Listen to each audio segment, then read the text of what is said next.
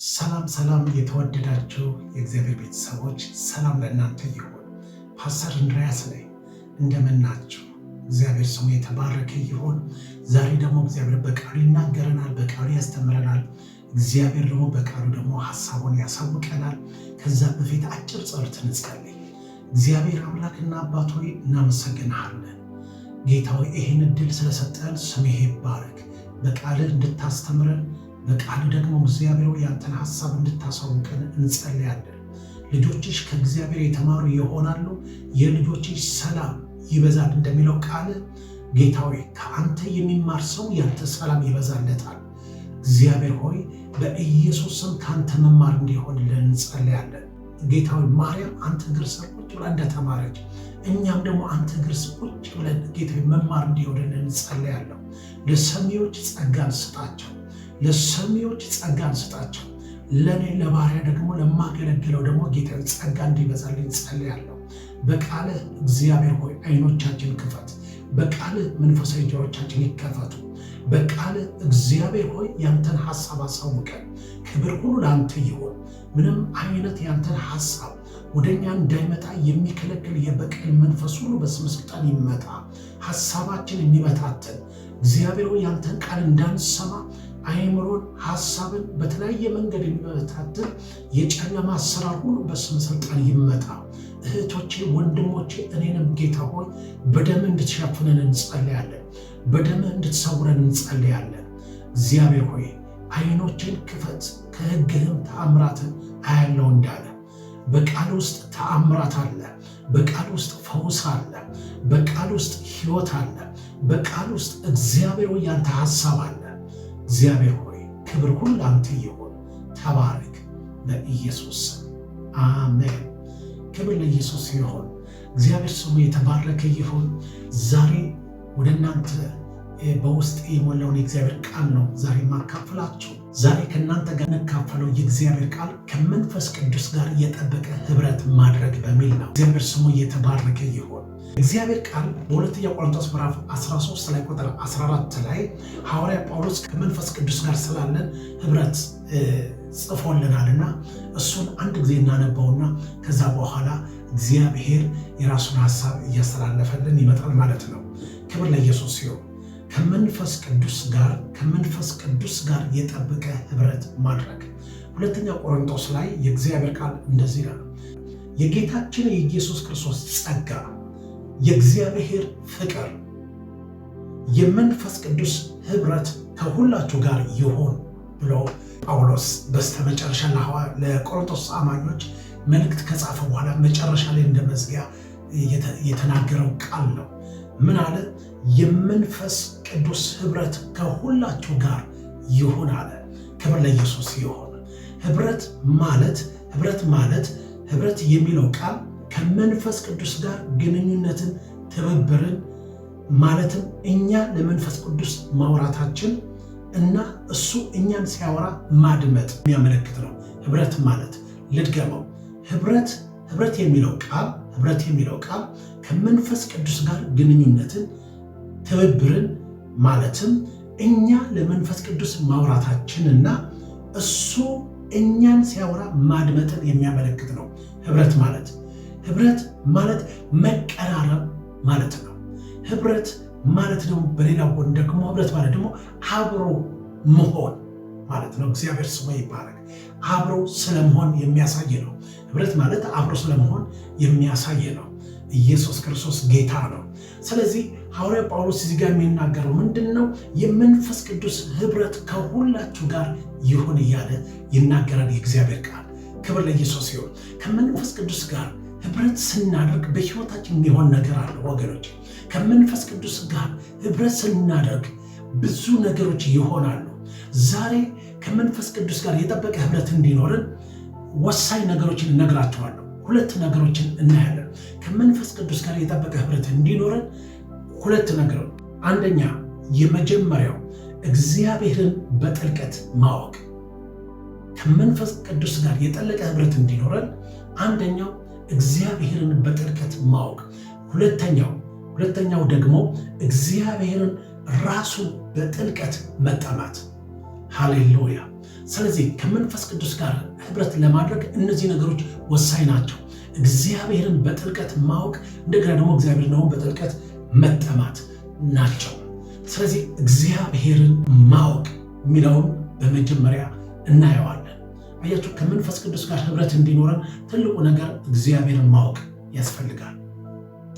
የእግዚአብሔር ቃል በምሳሌ ምዕራፍ 9 ላይ ቁጥር 10 ላይ የጥበብ መጀመሪያ እግዚአብሔርን መፍራት ነው፣ ቅዱሱን ማወቅ ማስተዋል ነው ይላል። ሃሌሉያ! ቅዱሱን ማወቅ ማስተዋል ነው ይላል። እንደገና ደግሞ ምሳሌ ምዕራፍ 3 ላይ ቁጥር 6 ላይ ደግሞ እግዚአብሔር ቃል ሲናገር በመንገድ ሁሉ እርሱን እወቅ፣ እርሱም ጎዳናህን ያቀናልሃል ይላል። እግዚአብሔርን እወቅ፣ እሱ ደግሞ ጎዳናህን ያቀናል። እግዚአብሔርን ማወቅ ከመንፈስ ቅዱስ ጋር ህብረት፣ የጠበቀ ህብረት ለማድረግ እግዚአብሔርን ማወቅ ያስፈልጋል ወገኖች።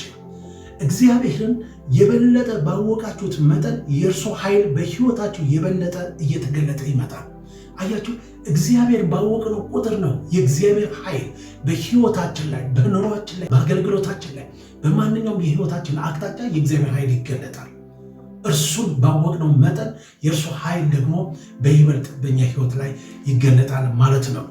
እግዚአብሔርን የምታውቁበት ልክ የእርሱ ኃይል በህይወታችሁ የሚገለጥበት ልክ ይወሰናል። ልድገመው። እግዚአብሔርን የምታውቁበት ልክ የእርሱ ኃይል በህይወታችሁ የሚገለጥበት ልክ ይወሰናል። እግዚአብሔርን ባወቅን ቁጥር የእሱ ኃይል በልዩ መንገድ በእኛ ህይወት ላይ እንዲገለጥ ያደርገዋል ማለት ነው። ክብር ለኢየሱስ ይሁን። ለዚህ ነው ሁለተኛ ጴጥሮስ ምዕራፍ 1 ላይ ከ2 እስከ 3 እንደዚህ ይላል፣ የመለኮቱ ኃይል በገዛ ክብሩና በበጎነቱ የጠራንን በማወቅ ለህይወትና እግዚአብሔር ለመምሰል የሚሆን ነገር ሁሉ ስለሰጠን በእግዚአብሔርና በጌታችን በኢየሱስ ዕውቀትና ጸጋ ሰላም ምን ያርግላችሁ ይብዛላችኋል። ቁጥር 2 ላይ የመለኮቱ ኃይል በገዛ ክብሩና በበጎነቱ የጠራንን በማወቅ ሃሌሉያ፣ የጠራንን በማወቅ ለህይወትና እግዚአብሔር ለመምሰል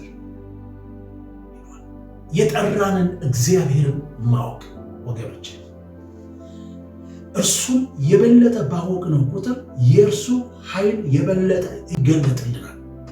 የእግዚአብሔር ኃይል የበለጠ የሚገለጥልን እርሱን ባወቅን ቁጥር ነው። የእርሱ ኃይል በተገለጠልን ልክ ደግሞ ለሰዎች እርሱን ልንገልጥላቸው እንችላለን ማለት ነው። የእግዚአብሔር ኃይል በተገለጠልን ልክ ለሰዎች ደግሞ የእግዚአብሔርን ነገር ለመግለጥ አያቅተንም ማለት ነው። ልክ ደግሞ ለሰዎች እርሱን ልንገልጥላቸው እንችላለን። ለሰዎች እግዚአብሔርን ልናሳያቸው እንችላለን። ለሰዎች እግዚአብሔርን ልናሳውቃቸው እንችላለን ማለት ነው። እግዚአብሔርን ባወቅነው ቁጥር ክብር ለኢየሱስ ይሁን። ለዚህ ነው ሐዋርያው ጳውሎስ የብርታቱ ምስጢር ምን እንደሆነ አንደኛ ቆሮንቶስ ምዕራፍ 2 ቁጥር 2 ላይ እንደዚህ ይላል፣ በመካከላችሁ ሳለሁ ከኢየሱስ ክርስቶስ በቀር እርሱ እንደተሰቀለ ሌላ ነገር እንዳላውቅ ቆርጬ ነበር አለ። በመካከላችሁ ሳለሁ ከኢየሱስ ክርስቶስ በቀር እርሱ እንደተሰቀለ ሌላ ነገር እንዳላውቅ ቆርጫለሁ። ጳውሎስ ይሄ ነው የጳውሎስ የብርታቱ ምንጭ ይሄ ነው። ከጌታ ኢየሱስ ክርስቶስ በቀር ሌላ ነገር ላለማወቅ የወሰነ ሰው ነው። በመካከላችሁ ሳለሁ ከኢየሱስ ክርስቶስ በቀር ሌላ ነገር ማወቅ አልፈልግም። እሱን ነው ማወቅ እንፈልገው። ይሄ ነው የጳውሎስ የብርታቱ ምንጭ ወገኖች። እግዚአብሔር የምታውቁበት መጠን በጨመረ መጠን ከእርሱ ጋር ያላችሁ ህብረት ይጨምራል። እግዚአብሔርን ባወቃችሁት መጠን ከእግዚአብሔር ጋር ያላችሁ ህብረት እየጨመረ ይመጣል። በቃ ጠዋት ጸልያችሁ አትጠግቡ፣ ማታ ጸልያችሁ አትጠግቡ፣ ቀን የእግዚአብሔር ቃል አንብባችሁ አትጠግቡ፣ መንፈሳዊ ነገር ሰምታችሁ አትጠግቡ።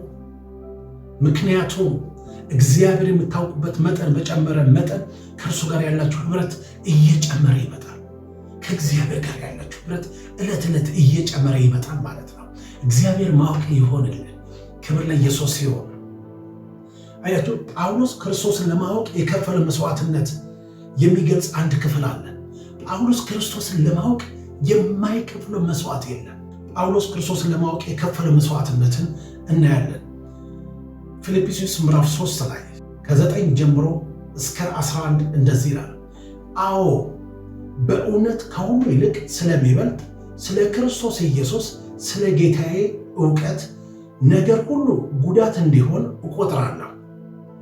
ስለ እርሱ ሁሉን ተጎዳሁ፣ ክርስቶስንም አገኝ ዘንድ በክርስቶስ በማመን ያለውን ጽድቅ ማለትም በእምነት ከእግዚአብሔር ዘንድ ያለውን ጽድቅ እንጂ ከሕግ ለእኔ ያለው ጽድቅ ሳይሆንልኝ በእርሱ እገኝ ዘንድ ሁሉን እንደ ጉድፍ ቆጥራለሁ። 10 እና 11 እርሱንና የትንሣኤውን ኃይል እንዳውቅ በመከራው እንድካፈል ወደ ሙታን ትንሣኤ ልደርስ ቢሆንልኝ በሞቱ እንድመስል እመኛለሁ። እርሱንና የትንሣኤውን ኃይል እንዳውቅ። ጳውሎስ ክርስቶስን ለማወቅ የሚከፍለው መስዋዕትነት አለ። እሱንና የትንሣኤውን ኃይል ለማወቅ ይላል። ክብር ለኢየሱስ ይሁን።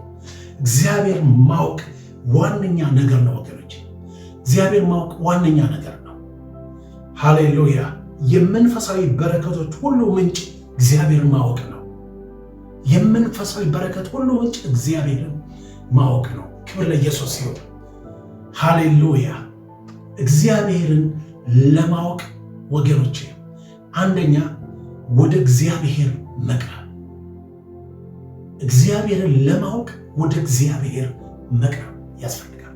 ለዚህ ነው የእግዚአብሔር ቃል ያዕቆብ ምዕራፍ 4 ቁጥር 8 ላይ ወደ እግዚአብሔር ቅረቡ ወደ እናንተ ይቀርባል ይላል። ወደ እግዚአብሔር ቅረቡ እርሱ ወደ እናንተ ይቀርባል ይላል የእግዚአብሔር ቃል። አያችሁ፣ እግዚአብሔር ለማወቅ ወደ እግዚአብሔር መቅረብ። ሃሌሉያ። በማንኛውም ነው ሁኔታ ወደ እግዚአብሔር በቀረቡ ቁጥር እግዚአብሔርን እያወቅን እንመጣለን። አያችሁ፣ አንድ ሰው የምታውቁት በቀረባችሁት ቁጥር ነው። ያ ሰው ጠዋትም ማታም አብራችሁ ባሳለፋችሁት ቁጥር ያን ሰው እያወቃችሁ ትመጣላችሁ። ስለዚህ ወደ እግዚአብሔር ቅረቡ እርሱ ወደ እናንተ ይቀርባል። ወደ እግዚአብሔር በመቅረብ ነው እግዚአብሔርን እያወቅን ነው የምንመጣው። አንደኛ ይሄ ነው። ሁለተኛው እግዚአብሔር ለማወቅ እግዚአብሔርን መከተል። ክብር ለኢየሱስ ይሁን። ሆሴዕ ምዕራፍ 6 ላይ ቁጥር 3 ላይ እናውቀውም ዘንድ እግዚአብሔርን እናውቀውም ዘንድ እግዚአብሔርን እንከተል። እንደ ወገግታ ተዘጋጅቶ እናገኘዋለን። እንደ ዝናብ ምድርንም እንደሚያጠጣ እንደ መጨረሻው ዝናብ ይመጣል። ሃሌሉያ። እናውቀውም ዘንድ እግዚአብሔርን እንከተል። እግዚአብሔርን ለማወቅ ወገኖች እግዚአብሔርን መከተል እስከ መቼ? እስከ መጨረሻው በትዕግስት በትህትና ራስን በመስጠት እግዚአብሔርን መከተል። እናውቀውም ዘንድ እግዚአብሔርን እንከተል። ሃሌሉያ። እግዚአብሔርን ለማወቅ እግዚአብሔርን እስከ መጨረሻው ድረስ መከተል ወገኖች፣ በጸሎት ከቃሉ ጋር ህብረት በማድረግ ወደ እግዚአብሔር በመቅረብ እግዚአብሔር ማወቅ እንችላለን። ክብር ለኢየሱስ ይሁን። እግዚአብሔርን ማወቅ አያችሁ ወገኖች፣ እግዚአብሔርን ባወቅነው ቁጥር እንደ ድሮ መሆን አንችልም። እንደ ድሮ መመላለስ አንችልም። የትናንትና ማንነታችን በቃ እንደዛ መሆን አይችልም። እንደ ድሮ መሆን አንችልም። እንደ ቀድሞ መሆን አንችልም። እግዚአብሔርን ባወቅነው ቁጥር እምነታችን ያድጋል። ከትናንትና ይልቅ ዛሬ እያደግ እንድንሄድ ነው የሚረዳን። እግዚአብሔርን ማወቃችን ደስታችን ይጨምራል። ሃሌሉያ። እግዚአብሔር ስናቅ ደስታችን እየጨመረ ይመጣል። ያ ብቻ አይደለም፣ ሰላማችሁ ይበዛል። እግዚአብሔር ባወቅነው ቁጥር መረጋጋታችን ይልቃል። የተረጋጋ ሰው እንሆናለን። ምንም አይነት ወጀብና አውሎ ንፋስ ቢነሳ እግዚአብሔርን የሚያውቅ ሰው የተረጋጋ ሰው ነው ወገኖች። እግዚአብሔርን የሚያውቅ ሰው አምላካቸውን የሚያውቁ ሕዝቦች ይበረታሉ ይላል። አያችሁ፣ ምን በረታው? እግዚአብሔርን ስናውቅ ነው። ሰው ዕለት ዕለት እየበረታ የሚመጣው እግዚአብሔር ሲያውቅ ነው። ባወቅነው ቁጥር እየበረታን እንመጣለን። አመለካከታችን ይቀየራል። እግዚአብሔርን ባወቅነው ቁጥር አመለካከት ይቀየራል፣ አስተሳሰብ ይቀየራል። ለኛ ለራሳችን ያለን ምልከታ ይቀየራል። ባችን ያለው ሰዎች ምልከታችን ይቀየራል። አመለካከት፣ ንግግራችን፣ አካሄዳችን ይቀየራል። እግዚአብሔር ባወቅነው ቁጥር ወገኖች ይቀየራል። የአካሄድ ለውጥ ይሆናል። እግዚአብሔር ባወቅነው ቁጥር የንግግር ለውጥ ይሆናል። እርሱን ባወቅን ቁጥር ፍጻሜያችን እንዲያምር ያደርገዋል። ፍጻሜያችን የሚያምረው እግዚአብሔር ባወቅን ቁጥር ነው። ፍጻሜያችን የሚያምረው እግዚአብሔር ባወቅን ቁጥር ነው። ወገኖች እግዚአብሔርን ለማወቅ እንነሳ። እግዚአብሔርን ለማወቅ መነሳት አለብን። እግዚአብሔርን ለማወቅ ቆራጥ ሰዎች መሆን አለብን። ጳውሎስ ቆርጫለሁ አለ። ስለዚህ እግዚአብሔርን ማወቅ ከመንፈስ ቅዱስ ጋር የጠበቀ ህብረት እንዲኖረን እግዚአብሔርን ማወቅ ወሳኝ ነው።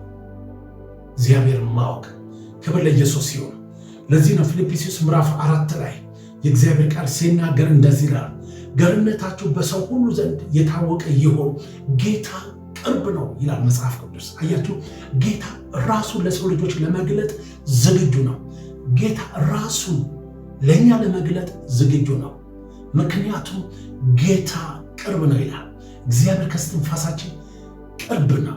ሃሌሉያ! ቅርብ ነው ራሱን ለመግለጥ። ኢየሱስ ክርስቶስ ጌታ ነው።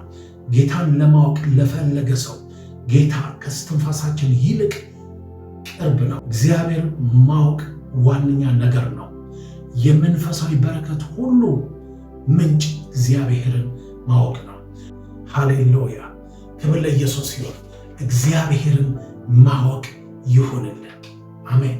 እግዚአብሔርን ማወቅ ከመንፈስ ቅዱስ ጋር የጠበቀ ህብረት ለማድረግ እግዚአብሔርን በጥልቀት ማወቅ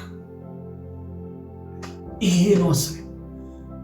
ከመንፈስ ቅዱስ ጋር የጠበቀ ህብረት ለማድረግ እግዚአብሔርን በጥልቀት ማወቅ። ክብር ለኢየሱስ ይሁን። እግዚአብሔር ማወቅ ይሁንልን፣ ይብዛልን። ሃሌሉያ! ወደ ሁለተኛው ደግሞ ከመንፈስ ቅዱስ ጋር የጠበቀ ህብረት ለማድረግ ሁለተኛው እግዚአብሔርን በጥልቀት መጠማት። ክብር ለኢየሱስ ይሁን። ይውላል የበለጠ እያወቃችሁት እግዚአብሔር ስትመጡ ለእርሱ ያላችሁ ጥማት እየጨመረ ይመጣል። የበለጠ እግዚአብሔር ባወቅነው ቁጥር ለእግዚአብሔር ያለን ጥማት እየጨመረ ይመጣል። ሃሌሉያ! እግዚአብሔር ራሱንም ሆነ ኃይሉን የሚገልጠው አጥብቀው ለሚጠሙት ሰዎች ነው። እግዚአብሔር ራሱንም ኃይሉንም የሚገልጠው ለማን ነው ከተባለ እግዚአብሔርን በፍጹም ልባቸው ለሚጠሙት ሰዎች ነው። መዝሙር 63 ላይ ከ1 እስከ 3 አምላኬ አምላኬ ወደ አንተ እገሰግሳለሁ፣ ነፍሴ አንተን ተጠማች፣ ሥጋዬን አንተን እንዴት ናፈቀች። እንጨትና ውሃ በሌለበት በምድረ በዳ ኃይልህንና ክብርህን አይ ዘንድ እንዲሁ በመቅደስ ውስጥ ተመለከትኩ አለ። እዚህ ጋር አሁን ልብ በሉ፣ ኃይልህን ተጠማሁ አይደለም የሚለው አይልም። ይልቁንም አንተን ተጠማሁ ነው የሚለው። ኃይልን ተጠማሁ ሳይሆን መጀመሪያ አንተን ተጠማሁ። ቁጥር 1 ላይ አምላኬ አምላኬ ወደ አንተ ገሰግሳለሁ፣ ነፍሴ አንተን ተጠማች አለ። ክብር ለኢየሱስ ሲሆን ዳዊት ነፍሱ በቃ የምትናፍቀው እግዚአብሔር ነው፣ የሚጠማው እግዚአብሔር ነው። ምድረ በዳ ነው ያለው፣ በጭንቅ ውስጥ ነው ያለው፣ በልቅሶ ውስጥ ነው ያለው። ነገር ግን አንተን እጠማለሁ አለ ዳዊት። ክብር ለኢየሱስ ሲሆን አንተን ምን አድርጋለሁ አለ? እጠማለሁ። አያችሁ፣ የእግዚአብሔር ኃይል እንዲለቀቅላችሁ ካሻችሁ አስቀድማችሁ በጸሎት በጾም እንድትፈልጉት የሚያደርጋችሁ ጥማት ያስፈልጋችኋል። ሃሌሉያ! የእግዚአብሔር ኃይል እንዲገለጥ እግዚአብሔርን በጾም በጸሎት በቃል እግዚአብሔር መጠማት መፈለግ ያስፈልጋል። ለጥማት እግዚአብሔር የዛ ሰዓት ኃይሉን በእኛ ላይ ይመጣል። ለዚህ ነው የእግዚአብሔር ቃል ሲናገር እንደዚህ ይላል። በትንቢተ ኢሳይያስ 44 ላይ ቁጥር 3 ላይ እንደዚህ ይላል፣ በተጠማ ላይ ውሃን በደረቅ መሬት ላይ ፈሳሾችን አፈሳለሁ ይላል። በተጠማ ላይ ውሃን በደረቅ መሬት ላይ ፈሳሾችን ምን አደርጋለሁ? አፈሳለሁ ይላል።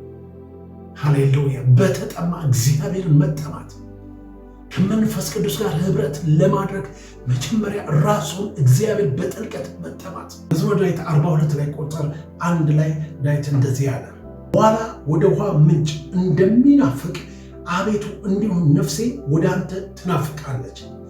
ነፍሴ ወደ ሕያው አምላክ ተጠማች። መቼ እደርሳለሁ? የአምላክ ፊት መቼ አያለሁ? ዋላ ወደ ውሃ ምንጭ እንደሚናፍቅ አቤቱ እንዲሁ ነፍሴ ወደ አንተ ምን ታደርጋለች አለ? ትናፍቃለች። ነፍሴ ወደ ሕያው አምላክ ተጠማች። ዋላ ውሃን ለማግኘት ረጅም ምድረ በዳ ሄዳ ጥማቷን እንደምታረካ የመኖሯ ሚስጥር ያ ውሃ ነው። ያንን ለማግኘት ነው የምትሄደው። ዋላ ወደ ውሃ ምንጭ እንደሚናፍቅ አቤቱ እንዲሁም ነፍሴ አንተን ትናፍቃለች።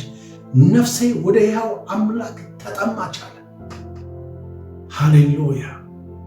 መጠማት፣ ቃሉን መጠማት፣ ህልውናውን መጠማት፣ ከእግዚአብሔር ጋር ህብረት ለማድረግ መጠማት ያስፈልጋል። የእግዚአብሔር ቃል እንደዚህ ይላል።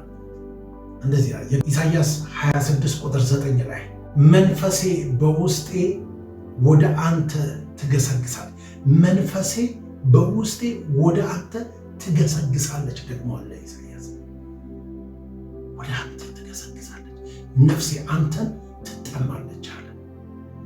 ትጠማለች። ክብር ለኢየሱስ ሲሆን፣ ለዚህ ነው ጌታ ኢየሱስ ክርስቶስ በዮሐንስ ወንጌል ምዕራፍ 7 ላይ ከ37 እስከ 39 ላይ ያለውን ቃል ስለ መንፈስ ቅዱስ የተናገረው።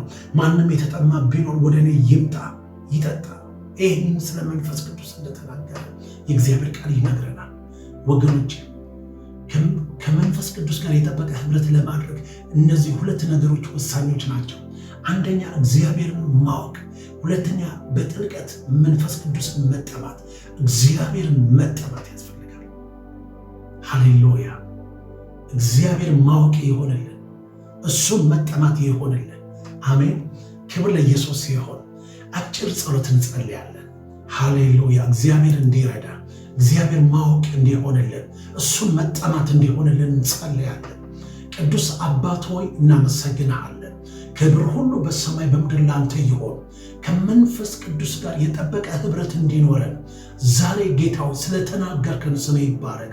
አንተን ማወቅ እንዲሆንልን፣ አንተን መጠማት እንዲበዛልን እጸልያለሁ። ክብር ሁሉ ላንተ ይሆን። ተባረክ። ይሄ ቃል በህይወታችን ላይ ፍሬ እስከሚያፈራ ድረስ እየተከተለ ተጽዕኖ እንዲያደርግብን ጸልያለሁ። ክብር ላንተ ይሆን። ተባረክ።